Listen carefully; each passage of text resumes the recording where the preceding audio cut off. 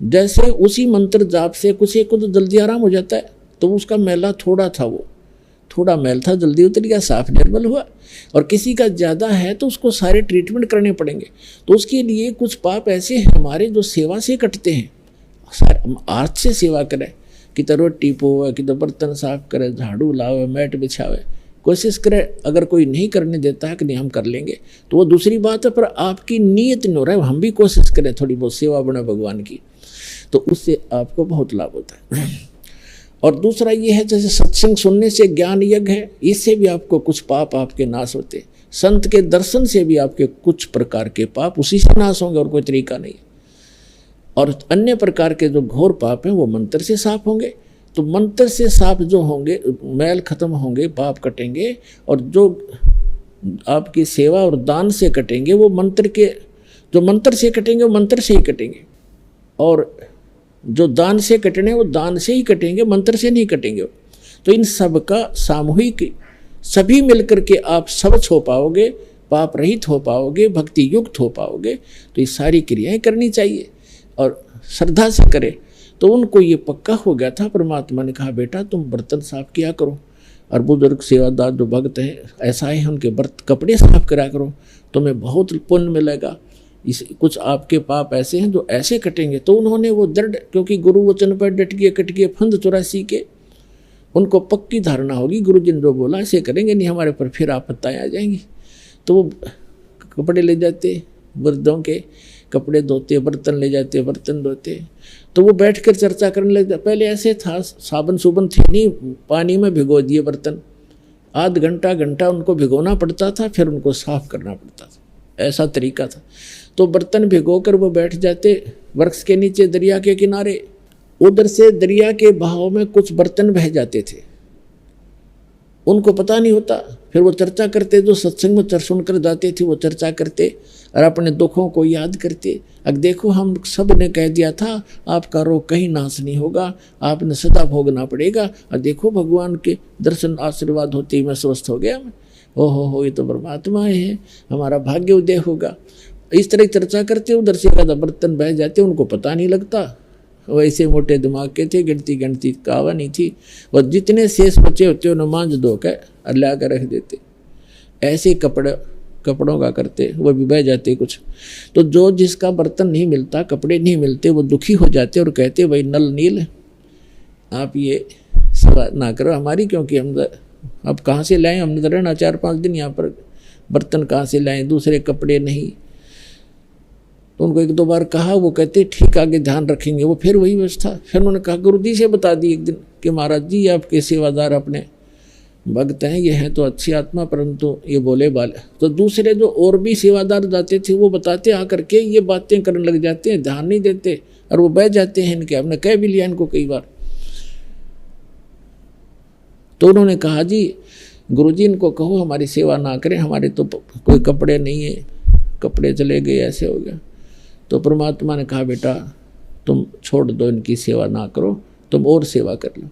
तो उन्होंने चरणों में पड़ गए, माफ़ी मांगी, क्षमा याचना की, गुरुदेव हमारी सेवा ना छीनो। वो डर गए कहीं गुरुजी नाराज हो गए और तुम्हारे ऊपर फिर आपत्ति आ जाएगी, यह सेवा नहीं करी था। तो चरणों में पड़ गए, बुरी तरह रोए। वो डरे हुए थे कि कहीं फिर वो विपत्ति आ गई तो मर जाएंगे। तो समझ गए परमात्मा भी अंतर्यामी थे, कहने लगे बेटा कोई बात नहीं, करो सेवा, तुम करो सेवा। और आज से आशीर्वाद दे दिया, तुम्हारे हाथ से पत्थर भी नहीं डूबेंगे जल में। और तो बात क्या है, पर बर्तनों की तो बात क्या है। तो वो आशीर्वाद दे दिया परमात्मा ने। पहले कांसी धातु के, कांसी धातु थी, उसके थाली बेले हुआ करते और उसको वो पानी में डूबा करते, वो रह ही नहीं सकते। तो परमात्मा ने उस आशीर्वाद के बाद वो कांसी की धातु भी, बेले भी पानी पन्नों के तरने लग जाते, भरे भरे भी। और वस्त्र रख दिए, जहाँ उन्होंने रख दिए वहीं रह गए। वही उठा मत उठा, दूसरे तो उठे भी को नहीं। अब और भगत भी कोशिश करो न, तो एक कपड़े ने पकड़ कर 3 खींचे, वो ना हल्ला और वो उठाओ जब उठ जाए। तो उन्होंने कहा भी गुरु जी ने इनको शक्ति दे दी, जादू दे दिया इनके हाथ में। कहने का भाव ये है दास का कि फिर ये क्या हुआ, जो अब क्योंकि इतना समय थोड़ा रह गया, संक्षिप्त तो बताऊंगा। तो जब लंका के ऊपर श्री रामचंद्र जी ने चढ़ाई करनी थी उस पर सीता को छुड़वाने के लिए, तो उसके सामने समस्या आई कि रास्ता नहीं समुद्र में, कैसे सेना को लेकर जाऊं। उस समय आपने भी सीरियल भी देखे होंगे, उसमें घुटनों पानी में खड़ा होकर श्री राम जी ने 3 दिन प्रार्थना की समुद्र से कि मुझे रास्ता दे दे। जब नहीं रास्ता दिया समुद्र ने, कहते हैं लक्ष्मण से कहा था, लक्ष्मण मेरा अग्नि बाण दे, ये लातों के भूत बातों से नहीं मानते। अब जो ही उस तीर से समुद्र को फूकना चाहा अग्नि बाण से, उसी समय समुद्र विपर रूप धारण करके, ब्राह्मण रूप धारण करके बाहर आ गया और कहा, प्रभु ए मालिक, इस मुझे ना फूक, सारी पृथ्वी का बैलेंस बिगड़ जाएगा, इसमें ना जाने कितने जीव पनाह पा रहे हैं, शरण पा रहे हैं, वो सब नष्ट हो जाएंगे, आप आपके भागी बनोगे और फिर ये इतना गड्ढा बन जाएगा, आप किसी प्रकार भी नहीं जा पाओगे। आप ऐसा काम करो, सर्प भी मर जावे, लाठी भी ना टूटे। श्री रामचंद्र जी ने कहा कि बोलो वो कौन सा तरीका है बताइए। कि आपकी सेना में नल और नील नाम के 2 आपके सेना के अंदर हैं, शिल्पकार भी हैं वो, उनको उनके गुरुदेव से प्राप्त, उनके हाथ में एक शक्ति है, उनके हाथ से पत्थर भी नहीं डूबते, आप उनका सहयोग लीजिए। नल नील को बुलाया गया, नल नील से पूछा कि क्या तुम्हारे हाथ में ऐसी कोई करामात है। तो उस दिन वो फोड़ गए, अभिमान हो गया उनमें कि हाँ जी है, कि कुछ ट्राई करके दिखाओ भाई, ट्रायल दिखाओ। नल नील ने उठा के पत्थर, दोनों ने एक एक पत्थर उठाया रखा, दोनों डूब गए। फिर उठा के लाए, वो दोनों फिर डूब गए। अब उस असमंजस में पड़ गई, या क्या हुआ आज हमारे साथ। उनके मन में ये वहम हो गया, उनके अभिमान छा गया कि यदि हम कोई प्रार्थना अपने गुरु से करेंगे तो ये न सोचेंगे ये तो शक्ति कहीं और से लेते हैं, इनमें नहीं है। यानी उनके मन में ऐसा कोई दोष गुरु जी के प्रति आया। तो परमात्मा कहते हैं, हाँ उसी समय उसने बताया, क्या नाम है, विपर रूपधारी समुद्र ने कहा कि नलनील तुमने गजब कर दिया, तुमने आज अपने गुरुदेव को याद नहीं किया, जिस करके तुमने हानि करी। याद करो उस परम पिता अपने गुरुदेव को, गुरु को याद करके कोई काम करना चाहिए, तब सफल होता है। नलनील भी समझ गए इस बात को। तो पुण्यात्माओं, परमात्मा कहते हैं कि जैसे माता गर्भ को रख है यतन बना, और ठेस लगे तो छन होए, तेरी ऐसे भक्ति जावे। जैसे किसी बहन को गर्भ होता रहता है और वही जानती है उसको कैसे प्रफुल्लित किया जाएगा। रात्रि के समय करवट लेती है तो भी डरती है कहीं दाब ना आ जा, मेरा लाल खराब हो जा।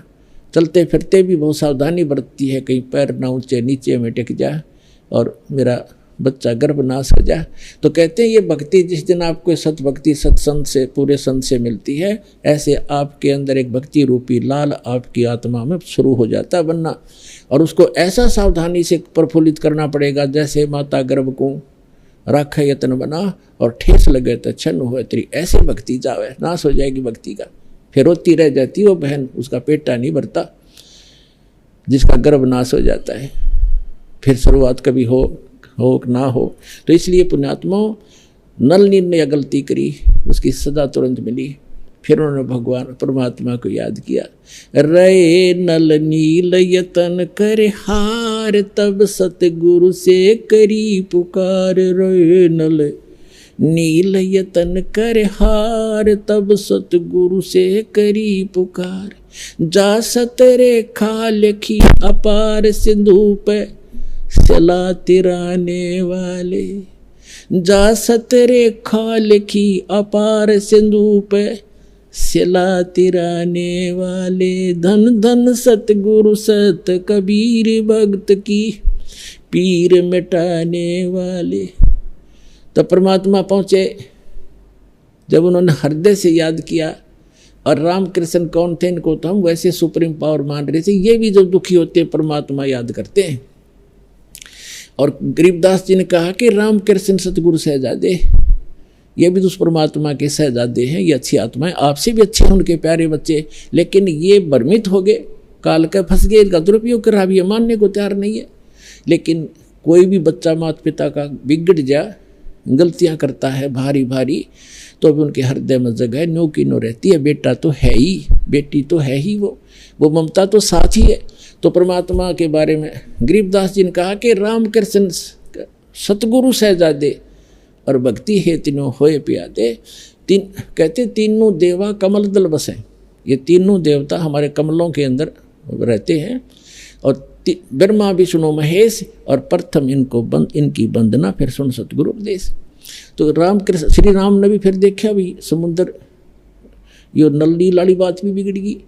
अब क्या होगा, जो भगवान को ही याद करता प्राणी हार के, तो उसका भी दुख निवारण करना था श्री रामचंद्र का भी, और नल नील को भी शिक्षा देनी थी, हमारे लिए प्रमाण छोड़ना था कि बकवाद नहीं चले इस भक्ति मार्ग में, आज जीवन सावधान रहना पड़ेगा।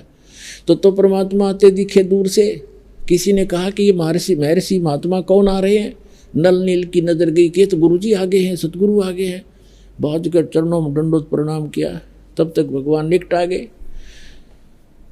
तब श्री रामचंद्र जी ने अर्ज किया कि भगवान मेरे हे ऋषि जी, मेरे ऊपर बहुत बड़ी आपत्ति है, सारी कथा सुनाई। परमात्मा बोले मुझे पता है, और कहा कि ऐसा दुर्भाग्य है मेरा कि आज आपके इन शिष्यों के हाथों में भी यह शक्ति नहीं रही, इनके हाथों से भी पत्थर नहीं तैर रहे, मेरा दुर्भाग्य है।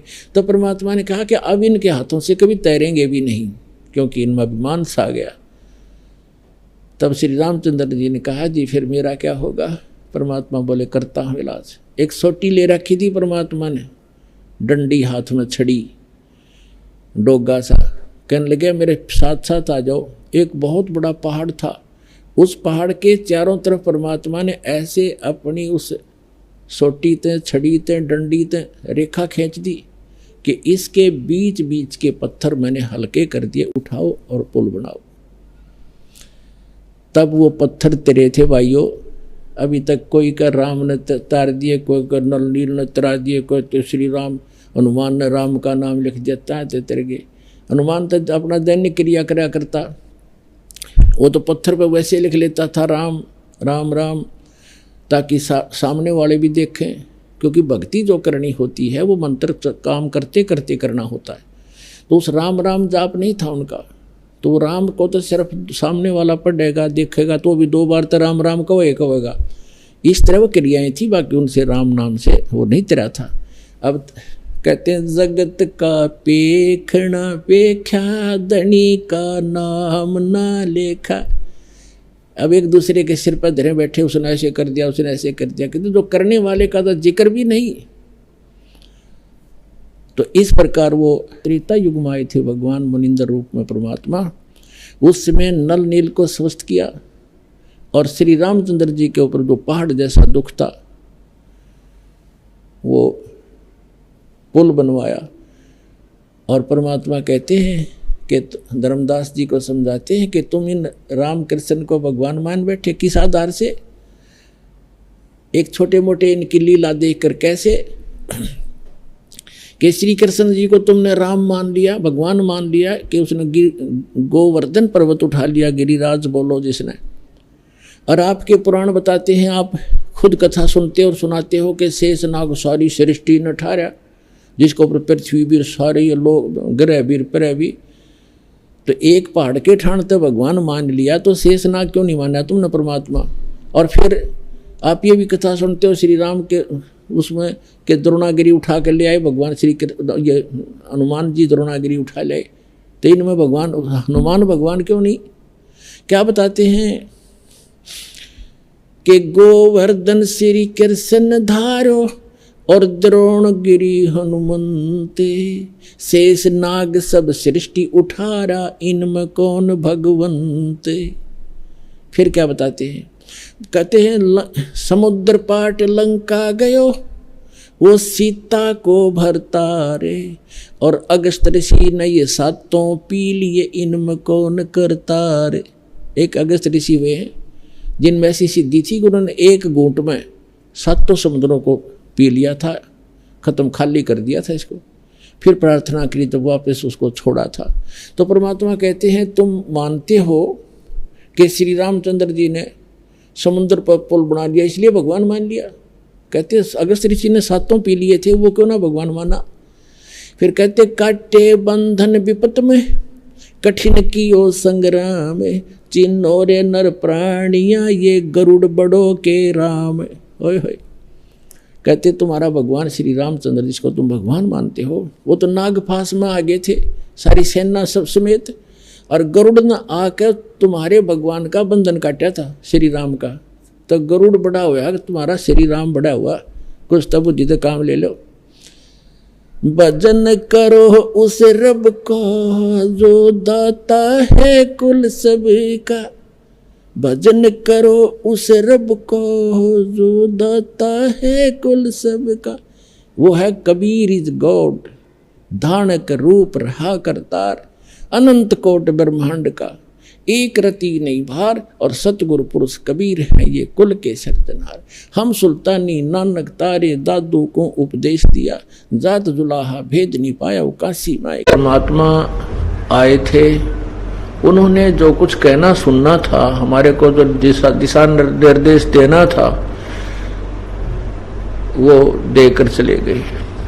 यदि वो अब आ जाएंगे सहशरीर यहाँ प्रकट हो जाएंगे तो भी वही बात कहेंगे जो उन्होंने 600 वर्ष पूर्व अपनी सवसम वेद में कबीर वाणी में कबीर गिरह में बोली थी। इसके लिए परमात्मा गरीबदास साहिब ने भगवान की महिमा बताई है कि निर्गुण सरगुण एक है, दूजा भ्रम विकार। निर्गुण साहिब आप हैं, सरगुण संत विचार। परमात्मा हमारे समक्ष नहीं है, लेकिन उनके द्वारा दिए गए जो विचार हैं, जो उनकी वाणी है वो सरगुण है, वो साक्षात उन्हीं को समझना चाहिए कि परमात्मा बोल रहे हैं। अब हम ये दास एक लाउड स्पीकर समझो, एक रिकॉर्डर समझो कि उसकी वाणी को याद करके ग्रहण करके रिकॉर्ड करके आपको सुना देता हूं। ये आदेश उसी परमपिता का है और ये सत्य है, हमने इसको ग्रहण करना चाहिए। उसके विषय में कहा कि ये बातें कहन सुनने तक सीमित नहीं रखनी है, ये कर पाड़ने की है, अर्थात इनके ऊपर हमने अमल करना है, इनके ऊपर हमने चलना है, अनुसरण करना है, उनके एक एक दिशा निर्देश का पालन करना है।